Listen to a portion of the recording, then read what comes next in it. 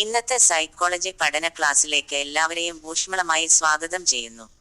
ഇന്ന് പഠിക്കുന്നത് part 2 human സൈക്കോളജിയിലെ അധ്യായം 3 പെരുമാറ്റത്തിന്റെ അടിസ്ഥാനങ്ങൾ എന്ന വിഷയമാണ്. ഒന്നാം പാരഗ്രാഫിൽ നിന്നുള്ള ചോദ്യോത്തരങ്ങൾ ആണ് താഴെ കൊടുത്തിരിക്കുന്നത്. ഈ പാഠഭാഗം തയ്യാറാക്കിയത് അലക്സാണ്ടർ MV പത്തനംതിട്ട. 1. മനുഷ്യ നാഡീ വ്യവസ്ഥയുടെ അടിസ്ഥാന ഘടകം ഡാഷ് ആണ്. ഉത്തരം ന്യൂറോൺ. 2. ഉദ്ദീപനങ്ങൾ തലച്ചോറിലേക്ക് ഇലക്ട്രോണിക് വിദ്യുത് ആവേഗങ്ങൾ ആക്കി പരിവർത്തനം ചെയ്യുന്നത് ഡാഷ് ആണ്. ഉത്തരം ന്യൂറോൺ. 3. ഡാഷ് സിഗ്നലുകളുടെ രൂപത്തിൽ വിവരങ്ങൾ സ്വീകരിച്ച് കൈമാറ്റം ചെയ്യുന്നത് ന്യൂറോണുകളാണ്. ഉത്തരം ഇലക്ട്രോ കെമിക്കൽ. 4. ന്യൂറോണുകൾ വിവരങ്ങൾ ശേഖരിക്കുന്നത് ഡാഷ് ഇൽ നിന്നും അല്ലെങ്കിൽ ഡാഷ് ഇൽ നിന്നുമാണ്. ഉത്തരം ഇന്ദ്രിയങ്ങളിൽ നിന്ന്, മറ്റ് ന്യൂറോണുകളിൽ നിന്ന്. 5. വിവരങ്ങൾ മസ്തിഷ്കവും സുഷുമ്ന നാഡിയും അടങ്ങുന്ന ഡാഷ് ഇലേക്ക് കൊണ്ടുപോകുന്നു. ഉത്തരം കേന്ദ്ര നാഡീവ്യൂഹത്തിലേക്ക്. 6. കേന്ദ്ര നാഡീവ്യൂഹത്തിൽ നിന്നുള്ള വിവരങ്ങൾ ഡാഷ് ന് എത്തിച്ചു കൊടുക്കുന്നു. ഉത്തരം മോട്ടോർ അവയവങ്ങൾ ആകുന്ന പേശികൾക്കും ഗ്രന്ഥികൾക്കും.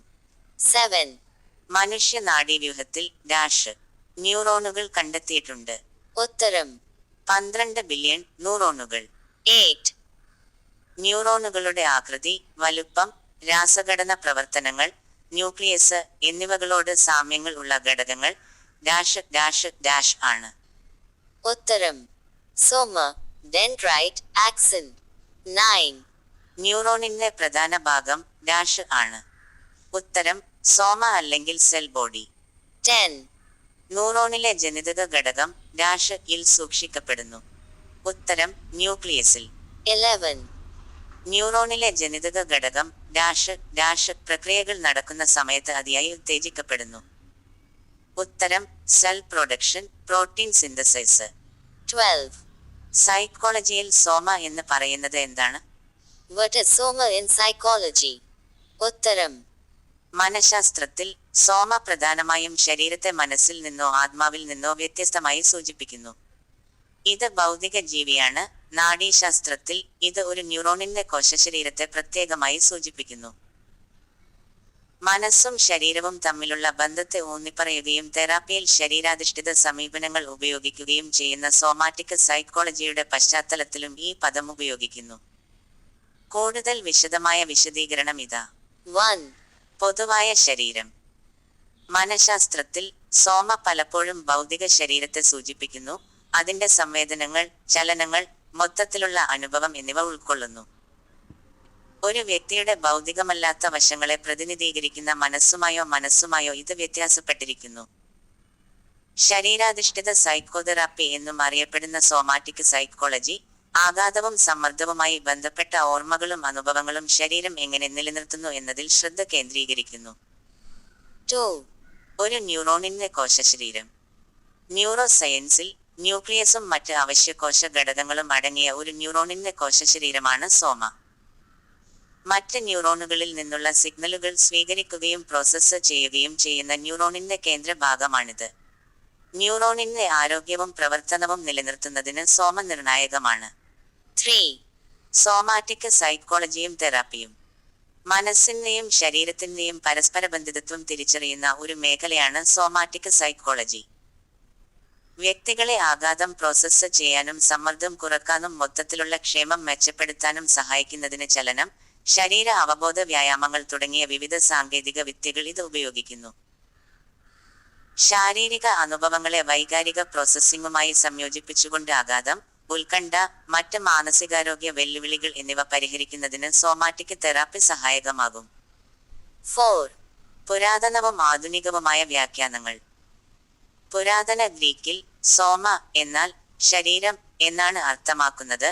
അമേരിക്കൻ സൈക്കോളജിക്കൽ അസോസിയേഷൻ APA പ്രകാരം ചില വ്യാഖ്യാനങ്ങൾ സോമയെ പുരാതന ആര്യൻ പാരമ്പര്യങ്ങളിൽ ഒരു പുണ്യ സസ്യവുമായോ ദിവ്യ അമൃതവുമായോ ബന്ധിപ്പിക്കുന്നു. രോഗശാന്തിയിൽ മനസ്സും ശരീരവും തമ്മിലുള്ള ബന്ധത്തിന്റെ സമഗ്ര സ്വഭാവം ഊന്നിപ്പറയുന്നതിന് ആധുനിക സോമാറ്റിക് സൈക്കോളജി ഈ പുരാതന വേരുകളെ ആശ്രയിക്കുന്നു. 13. എന്താണ് ഡെൻഡ്രൈറ്റ്? ഒരു ന്യൂറോണിന്റെ കോശശരീരത്തിൽ നിന്ന് വ്യാപിക്കുന്ന ഒരു ശാഖിതമായ പ്രൊജക്ഷനാണ് ഡെൻഡ്രൈറ്റ്.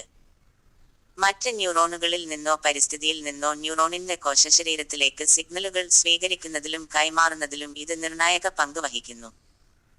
നാഡീവ്യവസ്ഥയുടെ ആശയവിനിമയ ശൃംഖലയ്ക്ക് ഈ ശാഖിതമായ ഘടനകൾ വളരെ പ്രധാനമാണ്. ഡെൻഡ്രൈറ്റുകൾ ന്യൂറോണുകളിൽ മാത്രമായി പരിമിതപ്പെടുന്നില്ല. രോഗപ്രതിരോധ വ്യവസ്ഥയിലുള്ളവയെപ്പോലെ മറ്റ് കോശതരങ്ങൾക്കും ഡെൻഡ്രൈറ്റുകൾ എന്നറിയപ്പെടുന്ന സമാനമായ ശാഖിതമായ ഘടനകൾ ഉണ്ടാകാം. ഡെൻഡ്രൈറ്റുകളുടെ പ്രധാന വശങ്ങൾ. സിഗ്നലുകൾ സ്വീകരിക്കുന്നു. ഡെൻഡ്രൈറ്റുകൾ ആന്റിനകളെപ്പോലെ പ്രവർത്തിക്കുന്നു. മറ്റ് ന്യൂറോണുകളിൽ നിന്ന് ഇലക്ട്രോകെമിക്കൽ സിഗ്നലുകൾ സ്വീകരിക്കുന്നു, പലപ്പോഴും സിനാപ്സുകൾ എന്നറിയപ്പെടുന്ന പ്രത്യേക പോയിന്റുകളിൽ. ശാഖിതമായ ഘടന. ഡെൻഡ്രൈറ്റുകളുടെ ശാഖിതമായ ഘടന ഡെൻഡ്രൈറ്റ് ട്രീ എന്നറിയപ്പെടുന്നു. സിഗ്നലുകൾ സ്വീകരിക്കുന്നതിന് ലഭ്യമായ ഉപരിതല വിസ്തീർണം വർദ്ധിപ്പിക്കുന്നു. ന്യൂറോണൽ അല്ലാത്ത ഡെൻഡ്രൈറ്റുകൾ. ഈ പദം സാധാരണയായി ന്യൂറോണുകളുമായി ബന്ധപ്പെട്ടിരിക്കുന്നുണ്ടെങ്കിലും രോഗപ്രതിരോധ വ്യവസ്ഥയുടെ ഡെൻഡ്രൈറ്റിക് കോശങ്ങൾ പോലുള്ള മറ്റ് കോശങ്ങളിലും ഡെൻഡ്രൈറ്റിക് ഘടനകൾ പ്രത്യക്ഷപ്പെടുന്നു. ഡെൻഡ്രിറ്റിക് മുള്ളുകൾ. ഡെൻഡ്രിറ്റിക് ശാഖകളിലെ ചെറുതും വിരൽ പോലുള്ളതുമായ പ്രൊജക്ഷനുകൾ ഉപരിതല വിസ്തീർണം കൂടുതൽ വർദ്ധിപ്പിക്കുകയും സിനാരിക് കണക്ഷനുകൾക്കുള്ള പ്രധാന സൈറ്റുകളുമാണ്. സിഗ്നലുകളുടെ സംയോജനം. ന്യൂറോണിന്റെ മൊത്തത്തിലുള്ള പ്രതികരണം നിർണ്ണയിക്കാൻ ഡെൻഡ്രൈറ്റുകൾ അവർക്ക് ലഭിക്കുന്ന വിവിധ സിഗ്നലുകളെ ഉത്തേജകവും തടസ്സപ്പെടുത്തുന്നതുമായ രീതിയിൽ സംയോജിപ്പിക്കുന്നു. Signal transmission. സിഗ്നലുകളെ സംയോജിപ്പിച്ച ശേഷം ഡെൻഡ്രൈറ്റുകൾ സെൽ ബോഡിയിലേക്ക് സോമ നെറ്റ് സിഗ്നൽ കൈമാറുന്നു. സാരാംശത്തിൽ, ഒരു ന്യൂറോണിൽ ഇൻപുട്ട് സ്വീകരിക്കുന്നതിന് ഉത്തരവാദികളായ പ്രാഥമിക ഘടനകളാണ് ഡെൻഡ്രൈറ്റുകൾ. നമ്മുടെ നാഡീവ്യൂഹം വിവരങ്ങൾ എങ്ങനെ പ്രോസസ്സ് ചെയ്യുന്നതിൽ ഒരു പ്രധാന പങ്ക് വഹിക്കുന്നു. 14. എന്താണ് ആക്സൺ? What is axon? മനഃശാസ്ത്രത്തിൽ ഒരു ആക്സൺ എന്നത് ഒരു ന്യൂറോണിന്റെ നാഡീകോശം നീളമേറിയതും നേർത്തതുമായ ഒരു പ്രൊജക്ഷനാണ്. ഇത് കോശശരീരത്തിൽ നിന്ന് മറ്റ് ന്യൂറോണുകളിലേക്കോ പേശികളിലേക്കോ ഗ്രന്ഥികളിലേക്കോ വൈദ്യുത പ്രേരണകളെ കൊണ്ടുപോകുന്നു. ഇത് അടിസ്ഥാനപരമായി ഒരു ന്യൂറോണിന്റെ ഔട്ട്പുട്ട് അല്ലെങ്കിൽ ട്രാൻസ്മിഷൻ കേബിൾ ആണ്. ഇത് നാഡീവ്യവസ്ഥയുടെ വിവിധ ഭാഗങ്ങൾ തമ്മിലുള്ള ആശയവിനിമയത്തിന് അനുവദിക്കുന്നു. കൂടുതൽ വിശദമായ വിശദീകരണം ഇതാ. Ghatana. ഒരു ആക്സൺ ഒരു ന്യൂറോണിന്റെ സെൽ ബോഡിയിൽ സോമ നിന്ന് വ്യാപിക്കുന്നു. നീളത്തിൽ വളരെയധികം വ്യത്യാസപ്പെടാം. ചില സന്ദർഭങ്ങളിൽ മില്ലിമീറ്റർ മുതൽ 1 മീറ്ററിൽ കൂടുതൽ വരെ, തലച്ചോറിൽ നിന്ന് സുഷുമ്നാ നാഡിയിലേക്ക് വ്യാപിക്കുന്നതുപോലെ. Fangson. ഒരു ആക്സോണിന്റെ പ്രാഥമിക പ്രവർത്തനം ന്യൂറോണിന്റെ സെൽ ബോഡിയിൽ നിന്ന് മറ്റ് കോശങ്ങളിലേക്ക് ആക്ഷൻ പൊട്ടൻഷ്യലുകൾ എന്നറിയപ്പെടുന്ന വൈദ്യുത സിഗ്നലുകൾ കൈമാറുക എന്നതാണ്. ഈ സിഗ്നലുകൾ ആക്സൺ ടെർമിനലുകൾ എന്നറിയപ്പെടുന്ന പ്രത്യേക ഘടനകളിലേക്ക് ആക്സോണിലൂടെ സഞ്ചരിക്കുന്നു. മൈലിൻ കവചം. മൈലിൻ എന്ന ഫാറ്റി പദാർത്ഥത്തിൽ പല ആക്സോണുകളും പൊതിഞ്ഞിരിക്കുന്നു. ഇത് ഒരു ഇൻസുലേറ്ററായി പ്രവർത്തിക്കുകയും ഈ വൈദ്യുത സിഗ്നലുകളുടെ പ്രക്ഷേപണത്തെ ഗണ്യമായി വേഗത്തിലാക്കുകയും ചെയ്യുന്നു. ആക്സൺ ടെർമിനലുകൾ. ആക്സോണിന്റെ അറ്റത്ത് ആക്സൺ ടെർമിനലുകളുണ്ട്. അവ ന്യൂറോ ട്രാൻസ്മിറ്ററുകൾ എന്നറിയപ്പെടുന്ന രാസ സന്ദേശവാഹകരെ സിനാപ്സിലേക്ക്, ന്യൂറോണുകൾക്കിടയിലുള്ള ഇടം പുറത്തുവിടുന്നു. ഈ ന്യൂറോ ട്രാൻസ്മിറ്ററുകൾ സിഗ്നലിനെ അടുത്ത ന്യൂറോണിലേക്കോ ലക്ഷ്യകോശത്തിലേക്കോ കൊണ്ടുപോകുന്നു. ദിശാസൂചന. സിഗ്നലുകൾ എല്ലായ്പ്പോഴും ഒരു ദിശയിലേക്കാണ് സഞ്ചരിക്കുന്നത്. കോശശരീരത്തിൽ നിന്ന് ആക്സോണിലൂടെ താഴേക്ക് ആക്സൺ ടെർമിനലുകളിലേക്ക്. 15. ന്യൂറോണുകൾ എന്നാൽ എന്ത്? What are neurons?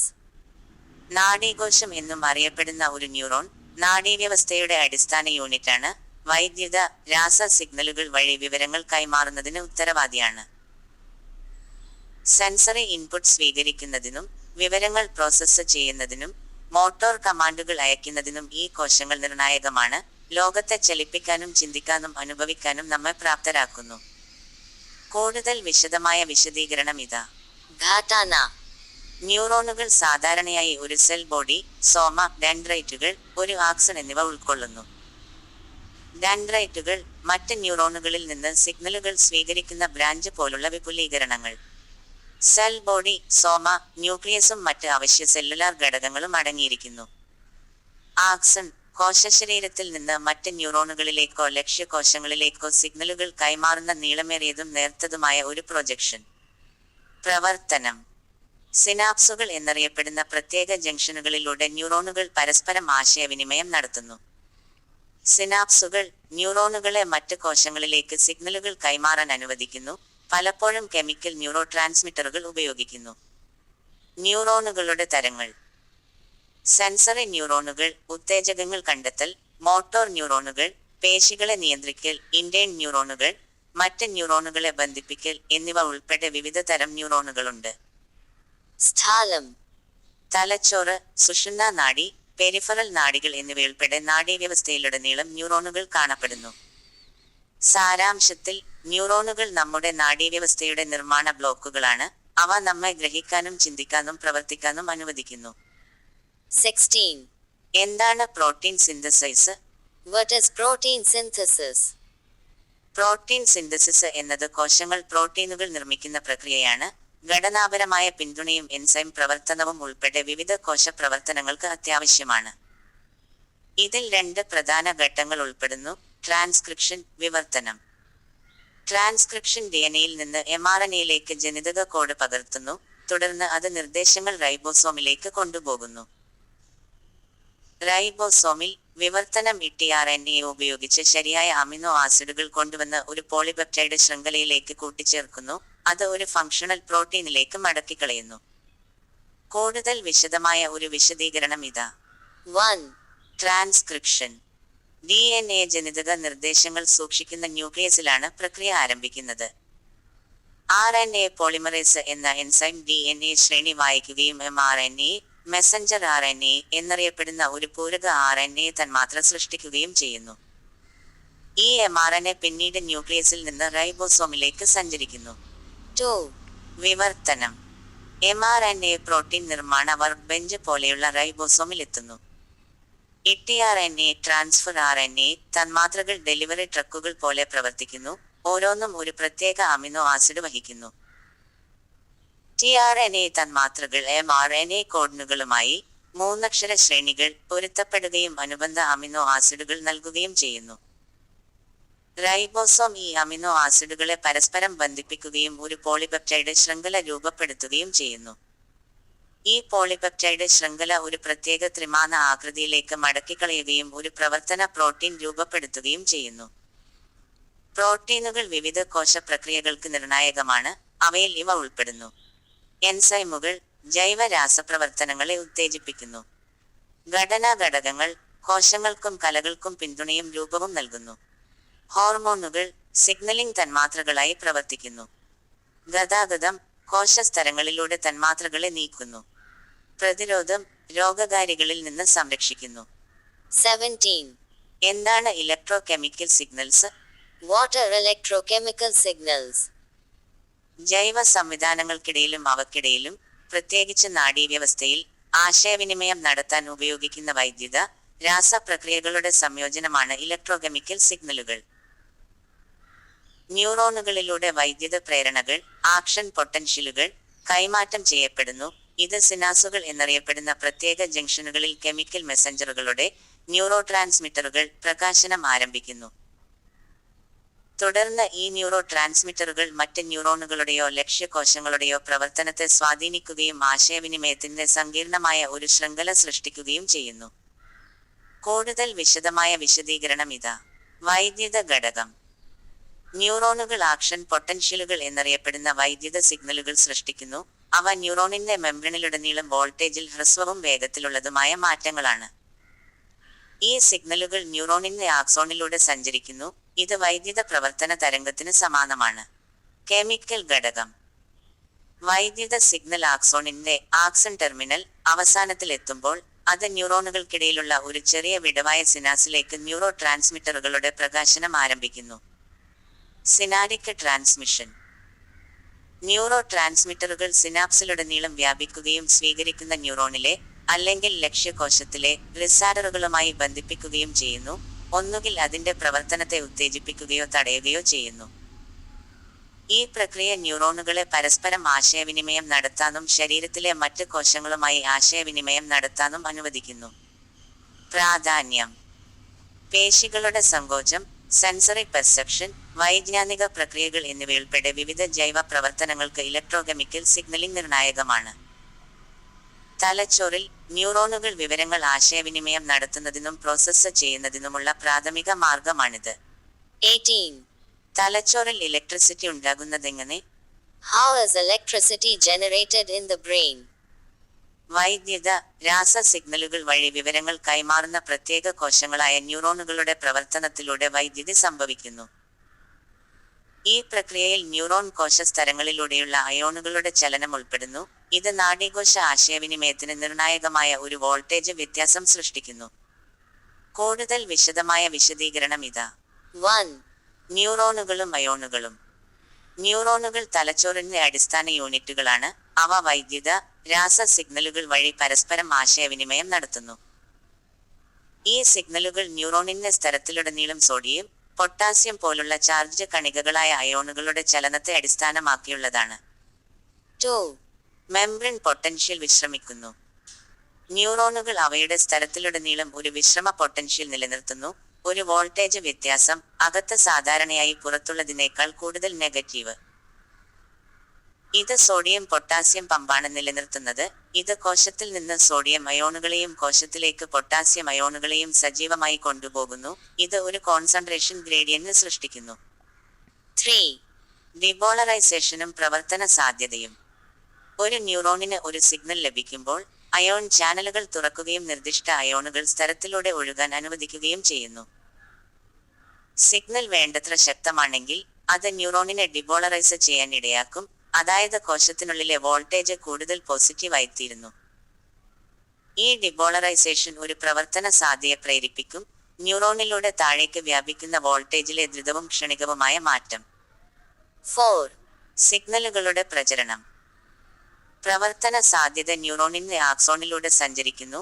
ഒരു നീണ്ട നേർത്ത പ്രൊജക്ഷൻ, തുടർന്ന് സിനാപ്സിൽ ന്യൂറോണുകൾ തമ്മിലുള്ള കണക്ഷൻ പോയിന്റ് ന്യൂറോ ട്രാൻസ്മിറ്ററുകളുടെ പ്രകാശനത്തെ പ്രേരിപ്പിക്കും. ഈ ന്യൂറോ ട്രാൻസ്മിറ്ററുകൾക്ക് മറ്റ് ന്യൂറോണുകളെ സജീവമാക്കാനോ തടയാനോ കഴിയും.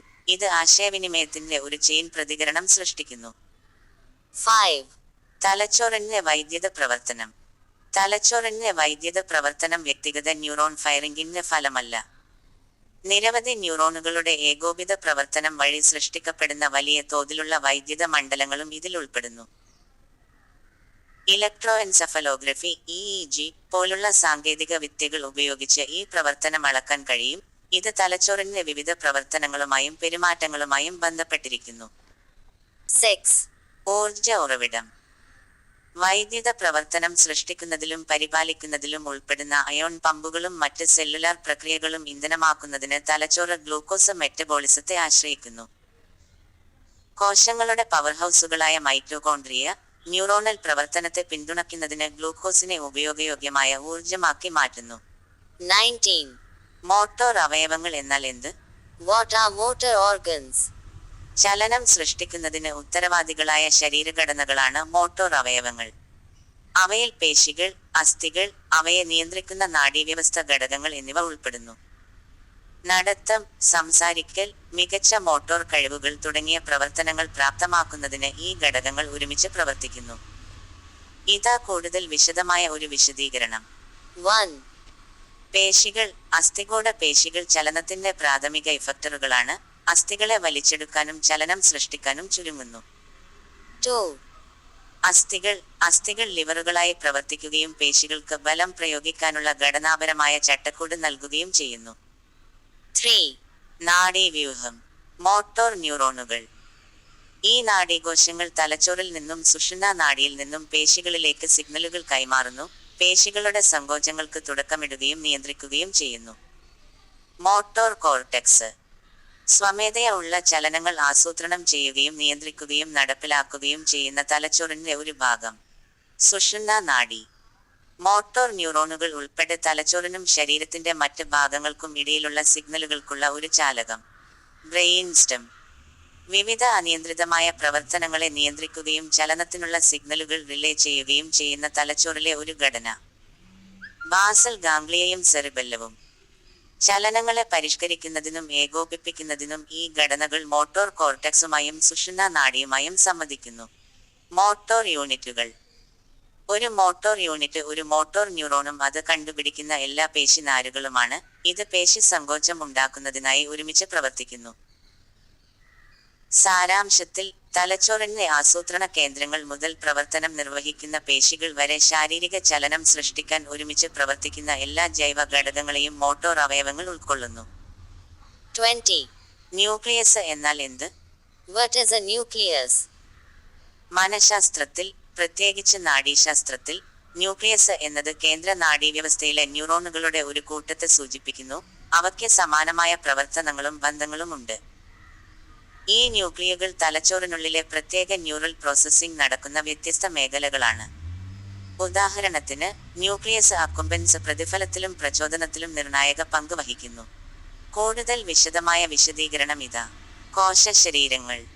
ന്യൂക്ലിയസ് അടിസ്ഥാനപരമായി ന്യൂറോണുകളുടെ കോശശരീരങ്ങളുടെ സോമാറ്റ ഒരു ശേഖരമാണ്. പങ്കിട്ട പ്രവർത്തനം. ഒരു ന്യൂക്ലിയസിനുള്ളിലെ ന്യൂറോണുകൾക്ക് അനുബന്ധ പ്രവർത്തനങ്ങൾ ഉണ്ടായിരിക്കുകയും പരസ്പരം ബന്ധിപ്പിക്കുകയും ചെയ്യുന്നു. ആഴത്തിലുള്ള തലച്ചോറിന്റെ ഘടന. ന്യൂക്ലിയസുകൾ സാധാരണയായി സെറിബ്രൽ അർദ്ധഗോളങ്ങളിലും മസ്തിഷ്ക തണ്ടിലും ആഴത്തിൽ കാണപ്പെടുന്നു. ഉദാഹരണങ്ങൾ: ന്യൂക്ലിയസ് അക്കുംബൻസ് വെൻട്രൽ സ്ട്രിയാറ്റത്തിൽ സ്ഥിതി ചെയ്യുന്ന ഇത് പ്രതിഫല പ്രോസസ്സിംഗ്, പ്രചോദനം, ആസക്തി എന്നിവയിൽ ഉൾപ്പെടുന്നു. തലാമിക് ന്യൂക്ലിയുകൾ തലാമസിന്റെ ഭാഗം കോർട്ടക്സിലേക്ക് സെൻസറി വിവരങ്ങൾ കൈമാറുന്നു. അമിഗ്ഡലോയിഡ് ന്യൂക്ലിയുകൾ വൈകാരിക പ്രക്രിയകളിൽ, പ്രത്യേകിച്ച് ഭയത്തിലും ഉത്കണ്ഠയിലും ഉൾപ്പെടുന്ന അമിഗ്ഡലയുടെ ഭാഗം. ബേസൽ ന്യൂക്ലിയുകൾ ബേസൽ ഗാംഗ്ലിയ മോട്ടോർ നിയന്ത്രണത്തിലും മറ്റ് പ്രവർത്തനങ്ങളിലും ഉൾപ്പെട്ടിരിക്കുന്ന പരസ്പരബന്ധിതമായ ന്യൂക്ലിയസുകളുടെ ഒരു കൂട്ടം. സുപ്രാജിയാസ്മാറ്റിക് ന്യൂക്ലിയസ് SCN ഹൈപ്പോതലാമസിൽ സ്ഥിതി ചെയ്യുന്നു. സർക്കാഡിയൻ താളങ്ങൾ നിയന്ത്രിക്കുന്നതിന് ഉത്തരവാദിയാണ്. സാരാംശത്തിൽ, ന്യൂക്ലിയുകൾ തലച്ചോറിനുള്ളിലെ പ്രത്യേക പ്രോസസ്സിംഗ് കേന്ദ്രങ്ങൾ പോലെയാണ്. ഓരോന്നും പെരുമാറ്റത്തിന്റെയും മാനസിക പ്രക്രിയകളുടെയും വ്യത്യസ്ത വശങ്ങൾക്ക് സംഭാവന നൽകുന്നു. 21. എന്താണ് ജനിതക ഘടകം? What is the genetic factor? മാതാപിതാക്കളിൽ നിന്ന് സന്താനങ്ങളിലേക്ക് കൈമാറ്റം ചെയ്യപ്പെടുന്ന ജീനുകൾ നിർണ്ണയിക്കുന്ന ഏതെങ്കിലും ശാരീരിക സവിശേഷതയെയോ സ്വഭാവ സവിശേഷതയെയോ ആണ് ജനിതക ഘടകം എന്ന് പറയുന്നത്. കണ്ണിന്റെ നിറം, ഉയരം, ചില രോഗങ്ങൾക്കുള്ള സാധ്യത, മാനസിക കഴിവുകളുടെ വശങ്ങൾ എന്നിവയുൾപ്പെടെ വിവിധ ശാരീരിക, പെരുമാറ്റ സവിശേഷതകളെ ഈ ഘടകങ്ങൾ സ്വാധീനിക്കുന്നു. കൂടുതൽ വിശദമായ വിശദീകരണം ഇതാ. ജീനുകളും പാരമ്പര്യവും. പാരമ്പര്യത്തിന്റെ അടിസ്ഥാന യൂണിറ്റുകളാണ് ജീനുകൾ. അവ ക്രോമസോമുകളിൽ സ്ഥിതി ചെയ്യുന്നു. ഒരു ജീവിയെ നിർമ്മിക്കുന്നതിനും പ്രവർത്തിപ്പിക്കുന്നതിനുമുള്ള നിർദ്ദേശങ്ങൾ അവയിൽ അടങ്ങിയിരിക്കുന്നു. മാതാപിതാക്കൾ പുനരുൽപ്പാദിപ്പിക്കുമ്പോൾ അവർ അവരുടെ ജീനുകളുടെ സംയോജനം അവരുടെ സന്തതികൾക്ക് കൈമാറുകയും കുട്ടിയുടെ സ്വഭാവ സവിശേഷതകളെ സ്വാധീനിക്കുകയും ചെയ്യുന്നു. സ്വഭാവങ്ങളിൽ സ്വാധീനം.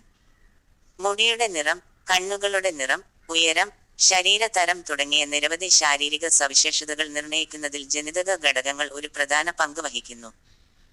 ചില രോഗങ്ങൾക്കുള്ള പ്രവണതകളെയും അവ സ്വാധീനിക്കുന്നു. ഉദാഹരണങ്ങൾ: ഉയരം. മാതാപിതാക്കൾ രണ്ടുപേരും ഉയരമുള്ളവരാണെങ്കിൽ അവരുടെ കുട്ടി ഉയരമുള്ളവരാകാനുള്ള സാധ്യത കൂടുതലാണ്. രോഗസാധ്യത. സിസ്റ്റിക് ഫൈബ്രോസിസ് അല്ലെങ്കിൽ ഹൃദ്രോഗം പോലുള്ള ചില രോഗങ്ങൾ ഉണ്ടാകാനുള്ള സാധ്യത ജനിതക ഘടകങ്ങൾ വർദ്ധിപ്പിക്കും. എന്നിരുന്നാലും പാരിസ്ഥിതിക ഘടകങ്ങളും ഒരു പങ്കു വഹിക്കും. പ്രകൃതി വേഴ്സസ് Pesinum. ഒരു വ്യക്തിയുടെ സ്വഭാവവിശേഷങ്ങളിൽ ജനിതക ഘടകങ്ങൾ ഗണ്യമായി സംഭാവന ചെയ്യുന്നുണ്ടെങ്കിലും പരിസ്ഥിതിയും നിർണായക പങ്ക് വഹിക്കുന്നു. ജീനുകളും പരിസ്ഥിതിയും തമ്മിലുള്ള ഇടപെടൽ ഒരു ജീവിയുടെ വികാസത്തെയും പെരുമാറ്റത്തെയും രൂപപ്പെടുത്തുന്നു. ഇതിനെ പലപ്പോഴും പ്രകൃതി വേഴ്സസ് പോഷണം എന്ന് വിളിക്കുന്നു. ജനിതക മുൻകരുതൽ. ഒരു അവസ്ഥയ്ക്ക് ഒരു ജനിതക മുൻകരുതൽ ഉണ്ടായിരിക്കുക എന്നതിനർത്ഥം ഒരാളുടെ ജനിതക ഘടന കാരണം അത് വികസിപ്പിക്കാനുള്ള സാധ്യത വർദ്ധിക്കുന്നു എന്നാണ്. എന്നിരുന്നാലും ഇത് ഒരു ഉറപ്പായ ഫലമല്ല എന്നത് ശ്രദ്ധിക്കേണ്ടതാണ്. പാരിസ്ഥിതിക ഘടകങ്ങൾക്ക് ഒരു ജനിതക മുൻകരുതലിന്റെ പ്രകടനത്തെ പ്രേരിപ്പിക്കാനോ തടയാനോ കഴിയും. 22.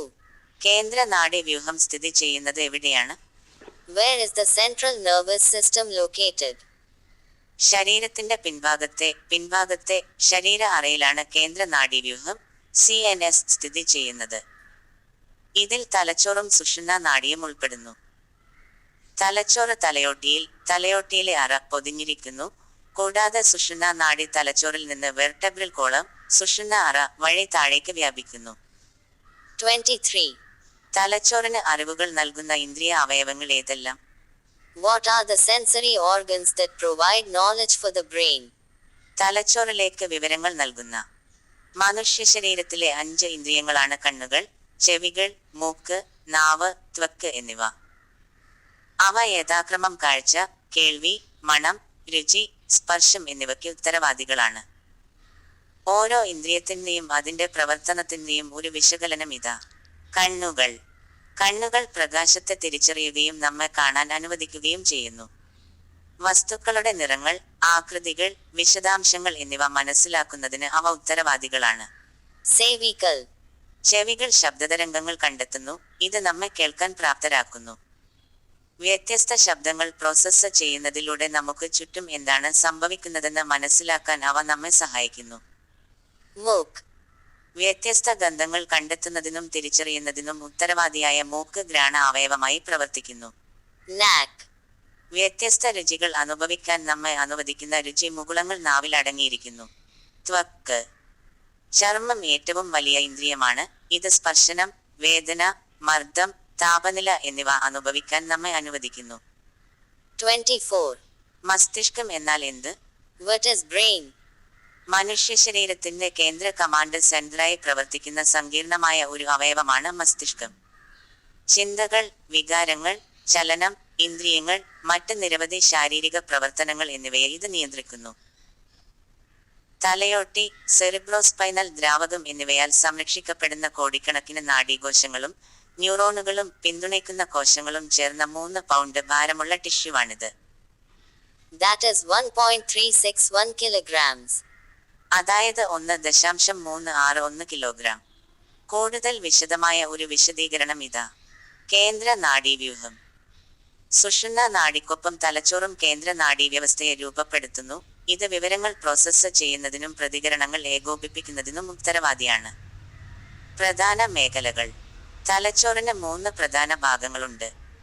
സെറിബ്രം, ചിന്ത, പഠനം, ഓർമ്മ തുടങ്ങിയ ഉയർന്ന തലത്തിലുള്ള പ്രവർത്തനങ്ങൾക്ക് ഉത്തരവാദിയായ ഏറ്റവും വലിയ ഭാഗം. സെറിബെല്ലം. തലച്ചോറിന് പിൻഭാഗത്ത് സ്ഥിതി ചെയ്യുന്ന ഇത് ചലനത്തെയും സന്തുലിതാവസ്ഥയെയും ഏകോപിപ്പിക്കുന്നു. ബ്രെയിൻസ്റ്റം. തലച്ചോറിനെ സുഷുമ്നാ നാഡിയുമായി ബന്ധിപ്പിക്കുകയും ശ്വസനം, ഹൃദയമിടിപ്പ് തുടങ്ങിയ അടിസ്ഥാന പ്രവർത്തനങ്ങൾ നിയന്ത്രിക്കുകയും ചെയ്യുന്നു. പ്രധാന പ്രവർത്തനങ്ങൾ. തലച്ചോറ് ഇനിപ്പറയുന്നവ ഉൾപ്പെടെ നിരവധി പ്രവർത്തനങ്ങളിൽ ഉൾപ്പെടുന്നു. ഇന്ദ്രിയ ധാരണ. നമ്മുടെ ഇന്ദ്രിയങ്ങളിൽ നിന്നുള്ള വിവരങ്ങൾ പ്രോസസ്സ് ചെയ്യൽ, കാഴ്ച, കേൾവി, മണം, രുചി, സ്പർശം. മോട്ടോർ നിയന്ത്രണം. ചലനങ്ങൾക്ക് തുടക്കമിടുകയും ഏകോപിപ്പിക്കുകയും ചെയ്യുക. വൈജ്ഞാനിക പ്രവർത്തനങ്ങൾ. ചിന്ത, ന്യായവാദം, ഭാഷ, ഓർമ്മ. വികാരങ്ങളും പെരുമാറ്റവും. മാനസികാവസ്ഥ, വികാരങ്ങൾ, സാമൂഹിക ഇടപെടലുകൾ എന്നിവ നിയന്ത്രിക്കുക. സ്വയംഭരണ പ്രവർത്തനങ്ങൾ. ഹൃദയമിടിപ്പ്, ശ്വസനം, ദഹനം, മറ്റ് അനിയന്ത്രിത പ്രക്രിയകൾ എന്നിവ നിയന്ത്രിക്കുക. സങ്കീർണത. തലച്ചോറിന് ന്യൂറോണുകളുടെ സങ്കീർണമായ ശൃംഖലയും അവയുടെ ബന്ധങ്ങളും സങ്കീർണമായ ജോലികൾ ചെയ്യാനും അനുഭവത്തിൽ നിന്ന് പഠിക്കാനും മാറുന്ന സാഹചര്യങ്ങളുമായി പൊരുത്തപ്പെടാനും അതിനെ അനുവദിക്കുന്നു. സംരക്ഷണം. തലച്ചോറിനെ തലയോട്ടി, മെനിഞ്ചുകൾ, സംരക്ഷക സ്തരങ്ങൾ, സെറിബ്രോസ്പൈനൽ ദ്രാവകം എന്നിവയാൽ സംരക്ഷിക്കുന്നു. ഇത് പരിക്കിൽ നിന്ന് അതിനെ സംരക്ഷിക്കുകയും പോഷകങ്ങൾ നൽകുകയും ചെയ്യുന്നു. 25. സുഷുമ്നാ നാഡി എന്നാൽ എന്ത്? What is the spinal cord? തലച്ചോറിന്റെ അടിത്തട്ടിൽ നിന്ന് മെഡുള്ള ഒബ്ലോങ്കേറ്റ പിന്നിലേക്ക് വ്യാപിച്ച് സുഷുമ്നാ നിരക്കുള്ളിൽ പൊതിഞ്ഞിരിക്കുന്ന നാഡീ കലകളുടെ ഒരു നീണ്ട ട്യൂബ് പോലുള്ള ഘടനയാണ് സുഷുമ്നാ നാഡി. ഇത് കേന്ദ്ര നാഡീവ്യവസ്ഥയുടെ ഒരു നിർണായക ഭാഗമാണ്. തലച്ചോറിനും ശരീരത്തിന്റെ മറ്റ് ഭാഗങ്ങൾക്കും ഇടയിലുള്ള സന്ദേശങ്ങൾക്കുള്ള ഒരു പാതയായി ഇത് പ്രവർത്തിക്കുന്നു. കൂടുതൽ വിശദമായ വിശദീകരണം ഇതാ. സ്ഥാനവും ഘടനയും. കശേരുക്കളും തലയണയുള്ള ഇന്നർവെർട്ടബ്രൽ ഡിസ്കുകളും ഉപയോഗിച്ച് സംരക്ഷിക്കപ്പെടുന്ന വെർട്ടബ്രൽ കോളത്തിനുള്ളിൽ നട്ടെല്ല്, സുഷുമ്നാ നാഡി സ്ഥിതി ചെയ്യുന്നു. ഇത് ഒരൊറ്റ തുടർച്ചയായ ഘടനയല്ല, മറിച്ച് 31 ജോഡി സുഷുമ്നാ നാഡികൾ ശാഖകളായി വിഭജിക്കപ്പെട്ടിരിക്കുന്നു. പ്രവർത്തനം. സുഷുമ്നാ നാഡിയുടെ പ്രാഥമിക റോളുകൾ ഇവയാണ്. സന്ദേശങ്ങൾ കൈമാറുന്നു. ഇത് ശരീരത്തിൽ നിന്ന് തലച്ചോറിലേക്കും തലച്ചോറിൽ നിന്ന് ശരീരത്തിലേക്കും സെൻസറി വിവരങ്ങൾ കൈമാറുന്നു. റിഫ്ലക്സുകൾ. ഇത് മുട്ടുകുത്തിയുള്ള പ്രതികരണം പോലുള്ള റിഫ്ലക്സ് പ്രവർത്തനങ്ങളിൽ ഉൾപ്പെടുന്നു. ഘാട്ടാന. തലച്ചോറിനെപ്പോലെ സുഷുമ്നാ നാഡിയിലും ചാരനിറത്തിലുള്ളതും വെളുത്തതുമായ ദ്രവ്യം അടങ്ങിയിരിക്കുന്നു. നാഡീകോശങ്ങൾ സ്ഥിതി ചെയ്യുന്ന സ്ഥലമാണ് ഗ്രേ മാറ്റർ. വെളുത്ത മാറ്റർ പ്രധാനമായും നാഡിയിലൂടെ മുകളിലേക്കും താഴേക്കും സിഗ്നലുകൾ വഹിക്കുന്ന മൈലിനേറ്റഡ് നാഡി നാരുകൾ കൊണ്ടാണ് നിർമ്മിച്ചിരിക്കുന്നത്. തലച്ചോറിലേക്കുള്ള ബന്ധം. സുഷുമ്നാ നാഡി മസ്തിഷ്ക തണ്ടുമായി മെഡുള്ള ഒബ്ലോങ്കാറ്റ ബന്ധിപ്പിക്കുകയും താഴേക്ക് ലംബാർ മേഖലയിലേക്ക് വ്യാപിക്കുകയും ചെയ്യുന്നു. അവിടെ അത് കോണസ് മെഡുള്ളാരിസ് എന്നറിയപ്പെടുന്ന ഒരു കോൺ പോലുള്ള ഘടനയിലേക്ക് ചുരുങ്ങുന്നു. സംരക്ഷണം. മെനിഞ്ചസ് എന്നറിയപ്പെടുന്ന സംരക്ഷണ കലകളുടെ 3 പാളികളാൽ സുഷുമ്നാ നാഡി ചുറ്റപ്പെട്ടിരിക്കുന്നു. ഇവ കശേരുക്കളോടൊപ്പം അതിനെ പരിക്കിൽ നിന്ന് സംരക്ഷിക്കുന്നു. ഈ പ്രോഗ്രാം തയ്യാറാക്കിയത് അലക്സാണ്ടർ MV പത്തനംതിട്ട. കടപ്പാട് ഗൂഗിൾ ട്രാൻസ്ലേറ്റർ.